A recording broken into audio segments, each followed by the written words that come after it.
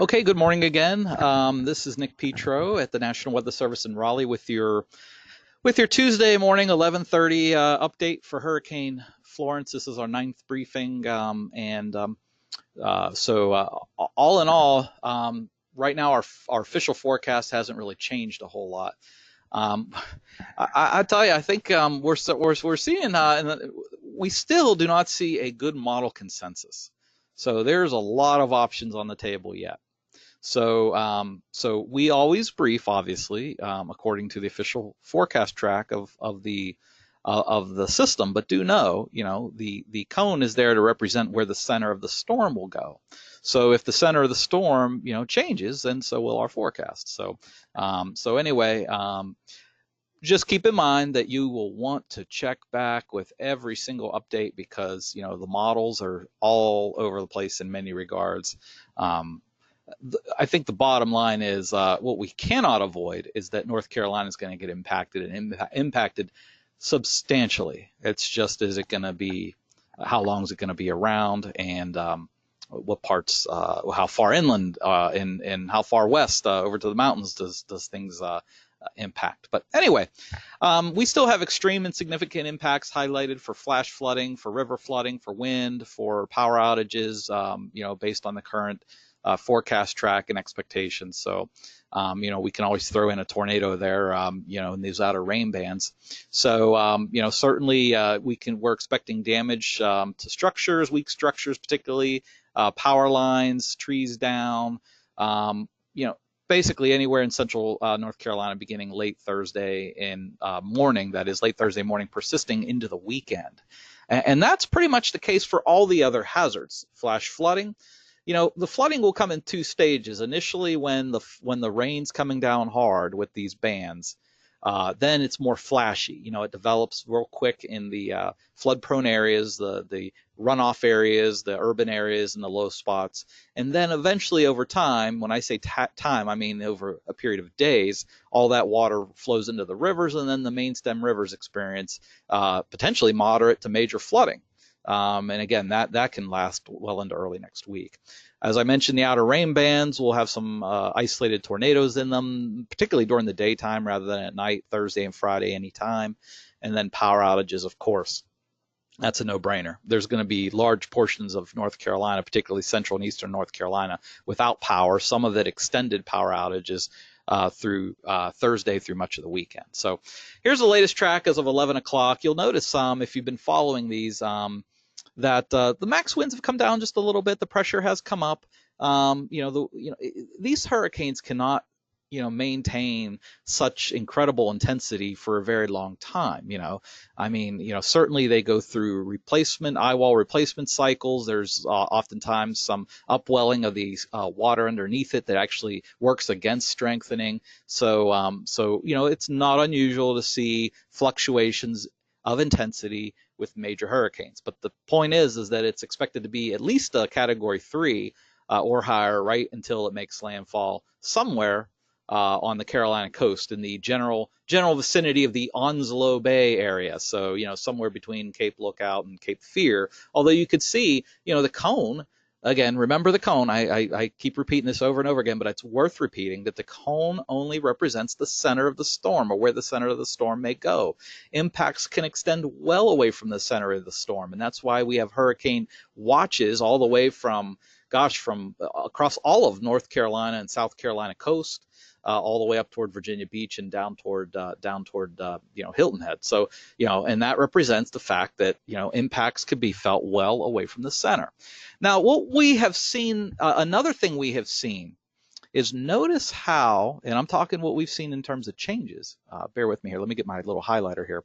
Notice how these points right here, the have kind of gotten a little closer together. Remember yesterday they were more spread out, and when they're spread out, that suggests that the storm's going to keep on moving. Look how now they're more consolidated and they're closer together. So what does that imply? That implies that the movement is going to slow down now. That's the big expectation change at this point, is that we now are looking at a potential slowdown once it approaches the coast. So that can mean Gosh, that can mean days of rain, and making the situation even worse than it otherwise would if it just kept going. So the hope is that the storm gets over land, because if it gets over land, then at least it'll begin to weaken. But if it stalls over the water, then it can maintain strength, especially over the Gulf Stream. Eventually, yeah, there'll be some upwelling, and it'll cause itself to weaken. But certainly, if it stays over the Gulf Stream, then or if it were to stall over the Gulf Stream, gosh, that would really mean days upon days of surge type impacts for the coast. This is really, really looking to be a dire situation for the North Carolina coast in terms of potential inundation, surge impacts. I can't emphasize that enough. And then typically the heaviest rain often in these types of patterns will occur on this kind of along and north of the storm path. And that's why we keep saying over and over again, it's all about the track of who gets the heaviest rain and the worst of the impacts, the greatest surge, and that sort of thing. All right, so that's the change. Don't be fooled by the weakening. By it's a little weaker, pressures come up a little bit. Expected to at least be a major hurricane right up until landfall. All right, so here's some of the key messages. Again, these are from the National Hurricane Center messages, and these are the latest. This is 11 a.m. And it's real simple here in terms of the takeaways. Life-threatening storm surge is expected. As we've already pointed out, life-threatening catastrophic flash flooding and river flooding is possible over the Carolinas and Mid-Atlantic states from late this week into early next week. So, there's going to be flooding from surge at the coast and overwash, and flooding inland from freshwater flooding from heavy rain and river flooding subsequent to that. So, and then to make matters even worse, obviously there's the wind speed component, which is major hurricane's going to have catastrophic winds right at the coast, and even damaging winds even inland. So damaging hurricane force winds are likely along portions of the coast, South Carolina, North Carolina. The hurricane watches are in effect. Damaging winds could also spread well inland to portions of the Carolinas and Virginia. So, and obviously, rip currents are obviously ongoing. They have been ongoing for days, and they'll continue to go. So we've showed this for the last couple days. This is just the probability. What is your chance? This isn't a speed graphic. This is a probability. So you can see in this area right here in the this area right here in this purple is 100% chance of tropical storm force winds. So, but look how far inland the risk for let's use 50%, okay, as a rough kind of, where's the 50% line go? It goes all the way to the triad. So you have at least a 50% chance of seeing tropical storm force winds, probably mostly in gusts, all the way over to the triad. As this storm spreads moves westward. So anyway, that's a probability map. Let's go ahead to timing. This is a look at the timing of the map I just showed you. So when's it going to get here? Well, it's going to get here, and this is tropical storm force winds. I'm not talking hurricanes force. We'll deal with that in a moment. The tropical storm force we're looking at hitting right along the coast. You could see that this is the Thursday 8 a.m. line. So the earliest we could see tropical storm force winds, say, along the I-95 corridor is 8 a.m. The earliest you could see tropical storm force winds, say, at the triad is somewhere between 8 a.m. and 8 p.m. So, let's say 2 p.m. Thursday, you could see perhaps at the earliest tropical storm force winds as early as 2 p.m. Thursday. Okay, so I hope that makes sense. If that doesn't make sense to folks, go ahead and just type in a question there into the question box, and we'll come back to this if you need a little further explanation about this. So hang on here while I switch screens. All right, so that addressed wind. What about the rainfall? And so you can see this is tied to what I just mentioned earlier, the track. So again, remember what I just mentioned a moment ago, that the heaviest rain is typically expected in this type of pattern along and kind of north of the track, or north, kind of northeast of the track, right? So let me get back to that page I just showed. And here is the actual rain when you look at the amounts. So we're talking east of I-95 and north of 40. If you use I-40 and I-95 as a bounds, if you will. So in this corridor right here, north of 40, east of I-95, you're looking at 15 or more inches of rain. And obviously, that's on top of the strong surge impacts that we're going to have with saltwater flooding and inundation. So as you go further west, and again, this is track dependent, you're still likely to see 3, 4, maybe 5 inches in the triad. And as you head down towards Charlotte, in the eastern Charlotte area, the Anson Stanley County areas, you're looking at potentially 5, 6 inches of rain based on the current forecast. The upper basin, say of the Neuse, you're talking 7 to 10 inches of rain, so that should result in at least some moderate flooding on the Neuse. Again, the flooding will just be how high the rivers rise will just be dependent on how much rain falls. So that is a 7-day total rainfall. Let's go ahead to the other hazard we want to address, and that's on the outer rain bands of tropical storms and hurricanes. There's oftentimes tornadoes. So the area you see highlighted in yellow is the area that would be most prone to seeing these outer rain band tornadoes, and that will be anytime the bands are moving through. All right. So let's kind of summarize all this. Actually, before I do that, I want to show you one other thing. Bear with me here for just a second. So let's show you one other thing. I didn't have time to throw this into the slides, but I will before I email them out. But notice where the hurricane watches and tropical storm watches are in effect. So this is new. So last year and years before, for inland counties like Sampson, like Wayne County, we would have addressed the wind with a high wind watch. Now it's a now it's a hurricane watch. I shouldn't have drew a line through that. Let me erase that. So anyway, you can see now instead of a high wind watch, it's a hurricane watch.